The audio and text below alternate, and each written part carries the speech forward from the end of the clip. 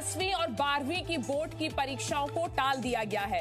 तो सीबीएसई ने यह बड़ा फैसला लिया है। पीएम और शिक्षा मंत्री की बैठक के दौरान, समीक्षा बैठक के दौरान यह फैसला लिया गया कि फिलहाल 10वीं और 12वीं की सीबीएसई की परीक्षाओं को टाल देने में ही भलाई है। लगातार अलग अलग जगहों से इस तरीके की सिफारिशें आ रही थी, इस तरीके की रिक्वेस्ट आ रही थी कि फिलहाल सीबीएसई बोर्ड की 10वीं और 12वीं की परीक्षाओं को कराना कोरोना के बढ़ते मामलों को देखते हुए एक सही फैसला नहीं होगा। और अब सरकार ने भी उन जो रिक्वेस्ट है उन पर ध्यान देते हुए एक अहम बैठक की और उसके बाद फैसला यह लिया गया कि सीबीएसई की 10वीं और 12वीं की बोर्ड की परीक्षाओं को फिलहाल टाल देने में ही समझदारी है। तो पीएम और शिक्षा मंत्री की बैठक में इस वक्त का यह बड़ा फैसला जो लिया गया है वो आपको दिखा रहे हैं। सीबीएसई की 10वीं और 12वीं की बोर्ड की परीक्षाओं को टाल दिया गया है।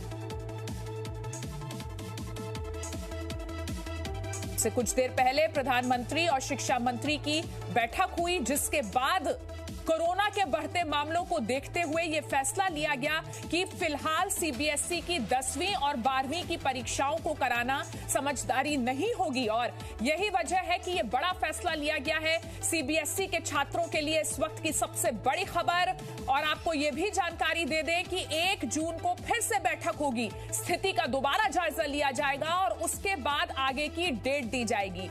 तो जो परीक्षाएं 10वीं और 12वीं की थी सीबीएसई की, जो कराने का पहले फैसला लिया गया था, अब उस फैसले को फिलहाल टाल दिया गया है। अब वो परीक्षाएं मई में नहीं होंगी। 1 जून को दोबारा से एक बैठक होगी। उस समय कोरोना के मामलों की क्या स्थिति रहती है, इस पर समीक्षा की जाएगी और आगे का फैसला उसके बाद लिया जाएगा। कोरोना के लगातार मामले बढ़ते जा रहे हैं।